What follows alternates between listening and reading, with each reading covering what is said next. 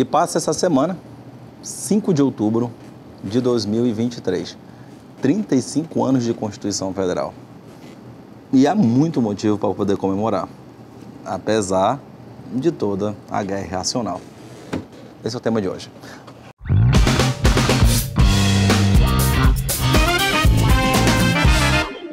Olá, meus amigos, eu sou Carlos Almeida Filho, é muito bom estar aqui com vocês novamente e nós estamos falando agora sobre um tema importante, porque tem gente que não entende qual é a relevância de alguns instrumentos de nossa própria democracia, o que é um sinal dos tempos, mas quer queira, quer não, nós temos motivo para poder estar celebrando, porque um dos instrumentos de maior salvaguarda da nossa democracia hoje é ela, a maltratada, está aí na capa, Constituição Federal.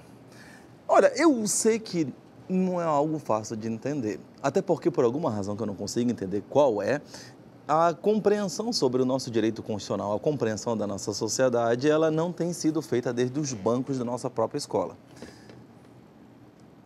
E acontece isso, porque eu ainda tenho na memória os momentos traumáticos que quando eu entrei na Jaqueira, de ter que estudar direito pela primeira vez e em introdução à ciência do direito, eu tive que ser defrontado com alguns livros que realmente me fizeram pensar bastante. Um deles é o da professora Maria Helena Diniz. Eu sei, porque para quem é da área jurídica, que acompanha agora nesse momento no canal, deve estar tendo seus arrepios. Porque no compêndio de introdução à ciência do direito, aquele tijolaço de capa amarela, a gente era defrontado com um mundo que, sinceramente, a gente não fazia a menor noção de que existia. Se para quem estava no curso superior, que não, ainda que na introdução, a compreensão do que é direito era algo assustador, imagine-se para quem se encontra em todo o vasto espectro que nossa sociedade representa a respeito desse desconhecido que é o direito. Porque assim, o ministro Gilberto Barroso chegou a falar em um dos seus livros que quando alguém queria discutir que alguma questão era realmente longe da realidade, dizia que a questão era uma questão constitucional. E isso tem a sua razão de existir, por uma razão simples. Porque antes de 88, a Constituição era um remendo, Emenda Constitucional número 1 de 69, que alterava a Constituição de 67 inteirinha. E, assim, na boa, por um governo baseado e lastreado em atos institucionais, era o que tinha antes de 88, a discussão a respeito do que era constitucional ou não ficava para as calendas.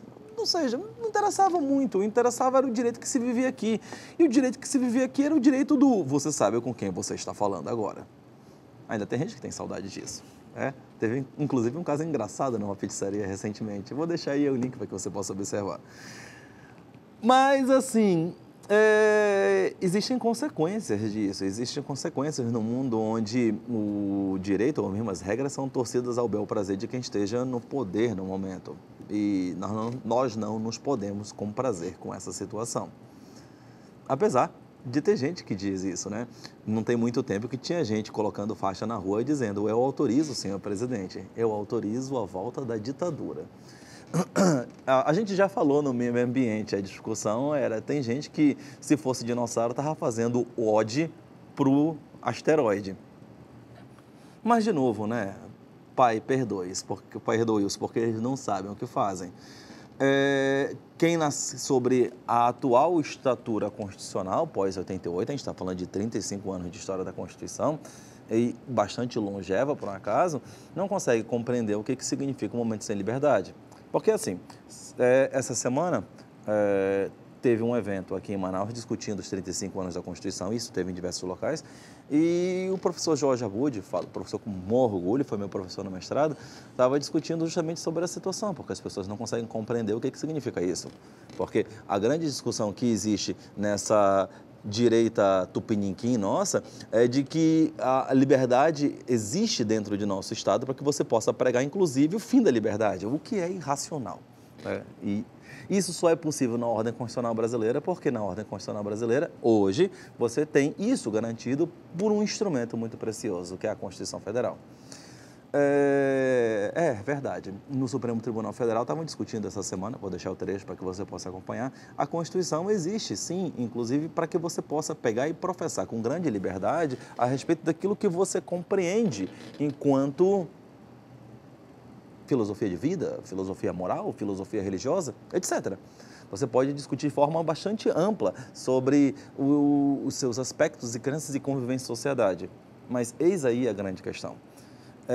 Dentro de um Estado, não interessa qual seja, mas dentro de um Estado democrático como o nosso, a grande conquista que a Constituição traz é a possibilidade de que o teu direito não seja vulnerado por outros. É certo, nós não estamos na panaceia, porque ainda existe muito para poder ser alcançado. Mas é engraçado o que significa o grau de liberdade conseguido pela Constituição de 88 frente a momentos extremamente autoritários no passado. Porque essa mesma liberdade que é pregada por quem hoje está utilizando a instituição para poder pregar liberdade de ataque contra ela mesma, de novo, a capa mostra isso, não era admitida em pouco tempo atrás. De novo, 35 anos pode ser uma vida para muitas pessoas, mas dentro da história de um país não significa absolutamente nada. E, de novo, 40 anos atrás, alguma manifestação em sentido similar implicava, obviamente, em tortura, em morte, em prisão ou coisas bem piores. E assim, a ditadura foi pródiga nisso. Tanto foi pródiga que Ulisses Guimarães falou a frase extremamente importante que precisa ser repetida. Nós temos nojo e ódio da ditadura. E é isso. E vamos repetir de novo. Temos nojo e ódio. E a Constituição está aí para poder dizer exatamente isso. E ela aponta que tais práticas não podem ser repetidas. E assim, só por isso, só por essa possibilidade de deixar um ambiente de liberdade realmente oxigenada, e digo oxigenada porque existe espaço para todos, é que se tem que celebrar a estruturação de uma sociedade baseada em um documento que não é perfeito, mas que tem permitido um caminhar, ainda que trôpego, no sentido de estruturação melhor de um Estado democrático. Por que a gente fala isso? Porque, que queira que não, para que um Estado como o nosso, que se propõe a ser um Estado aberto a todos, é necessário que haja uma estruturação cada vez maior de instituições. É necessário que existam instituições. E as instituições, elas têm que ser maiores do que pessoas, mas isso não se faz de uma hora para outra. É necessário que haja uma estruturação sólida com a compreensão constitucional e a adequação solidificada de princípios que são relevantes à manutenção de harmonia em sociedade. Mas, de novo, isso leva muito tempo. É necessário, então, que haja uma instituição de instituições, uma solidificação dessas instituições. Mas, de novo, isso demora bastante tempo. E 35 anos tem sido tempo bastante dificultoso, portanto. Observe-se, por exemplo, quando, antes mesmo do último quadriênio, muitas pessoas falavam a democracia brasileira é muito sólida, é uma democracia onde as instituições não permitem que haja o retrocesso. Lei do engano, não é? Porque as instituições brasileiras, algumas se entregaram com grande felicidade a esse despotismo tupiniquim, enquanto outras estavam ainda claudicantes, não sabendo para onde correr. Porque, que queira que não, a implementação de um processo democrático que demora tempo para poder se fazer solidificação, encontra caminhos tortuosos na sua implementação de forma concreta. O mundo tem provado isso, porque a sombra do totalitarismo, a sombra da extrema-direita, ela continua acontecendo. E os anos de horror que aconteceram na Segunda Guerra Mundial e no seu momento anterior, parece que querem se repetir constantemente. De novo, talvez a situação que explique isso seja o paradoxo da era da informação, que tem permitido que qualquer pessoa se alimente por telefone celular e possa escolher o que quer da sua própria realidade para poder entender como sendo a vida que existe. Aqui no Amazonas, por exemplo, mais uma vez, samba de uma nota só, continua sendo uma câmara de gás com queimadas acontecendo todo santo dia. Continua acontecendo, mesmo depois do vice-presidente da República ter vindo aqui. Tá? No mesmo dia, por acaso. No dia seguinte continua acontecendo. E aí você pode se instruir, escolher a verdade. Então, você tem uma verdade preta por ter, né? Escolha que você quer e fica feliz com ela.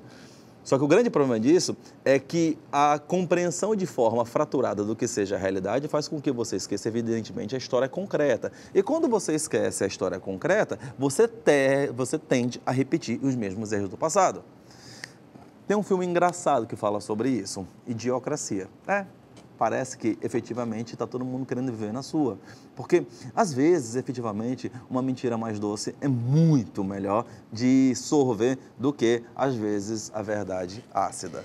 E a grande verdade ácida é que ainda temos muitos problemas no nosso Brasil que precisam ser resolvidos, dentre os quais as grandes diferenças sociais que acabam perpetuando problemas que são estruturais em nossa própria realidade.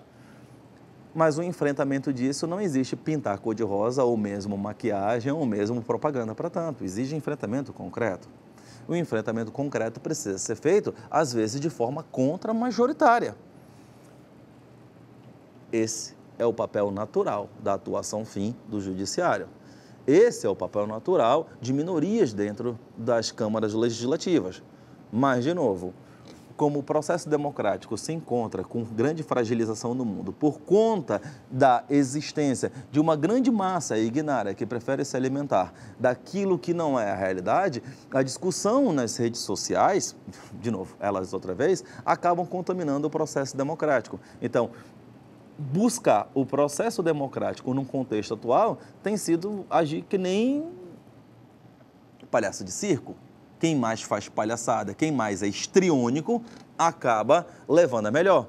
Olhe-se só, por exemplo, o personagem exagerado que na Argentina está levando a melhor nas eleições. Então, quer dizer que se você for mais palhaço, se você for mais absurdo, você for mais abjeto, você for mais escandaloso, você chama mais atenção, você engaja. E se você engaja na mídia, você engaja na democracia. É por isso que ainda tem tanta gente, mesmo ainda viúva do bolsonarismo, ainda tentando manter a chama acesa do extremo exagero para continuar ainda lacrando nos corações daqueles que querem ver aquele tipo de ódio destilado como sendo seu modelo de sociedade.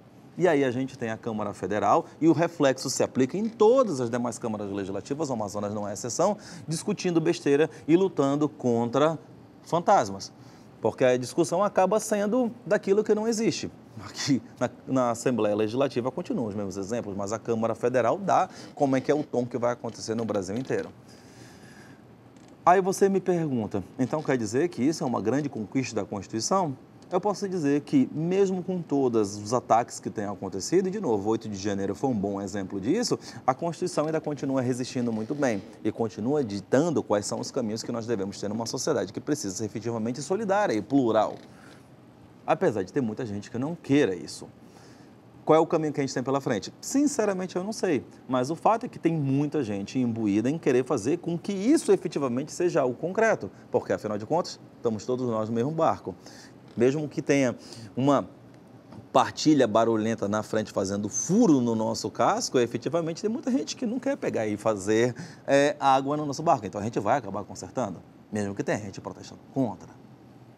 Mas a gente não pode nos esquecer que dentro dessa sociedade nossa, o que está muito claro de demonstração é que existem muitas bolhas, muitas mesmo. E mesmo eu, sendo de forma muito proposital, um perscrutor, um pesquisador da realidade que se encontra à volta, porque efetivamente você tem que olhar, você tem que enxergar mesmo. Às vezes a gente não consegue olhar para além da nossa bolha. E essa é uma coisa que a gente tem que fazer para a gente mesmo, se a gente quiser. E o recado vai para quem ainda enxerga um momento grande de oxigenação, que o biquíni cavadão já tinha dito qual é a grande realidade. Na grande maioria das vezes, a população é o Zé Ninguém da música. Porque aqui embaixo mesmo, as leis são diferentes. Do outro lado do rio, aqui na cidade de Manaus, sem polícia ostensiva, sem Estado presente de forma efetiva, sem possibilidade de acesso a absolutamente nada, e a seca está demonstrando isso de forma claramente, o cidadão, e essa palavra pesa, o cidadão lá no meio do beiradão, que já não é mais beiradão, porque o rio está longe ou desapareceu, tá? Lá no meio do beiradão, ele não entende qual é o significado da existência de um documento tão progressista que não consiga chegar para ele com a grande realidade. E a grande realidade é um avanço com relação à nossa humanidade que já está sendo prometido há 35 anos. A gente precisa mudar. Só que isso não muda com ataques constantes à nossa própria democracia. Então, a gente tem muito caminho a trilhar pela frente. E eu tenho efetivamente, apesar de todas as dificuldades que têm sido acontecidas, e essa realidade não deixa de ser insofismável, porque que queira que não. Aqui na Amazonas a gente sente isso de uma forma muito mais pungente, principalmente agora, mas ainda assim, é graças a um instrumento, como a nossa própria Constituição, que nós podemos estar aqui protestando e pedindo soluções melhores. Meus amigos, apesar de tudo, existe um momento para comemorar. É isso aí. O programa de hoje foi só sobre discussão sobre isso. Parabéns, Constituição, que vem mais 35 anos.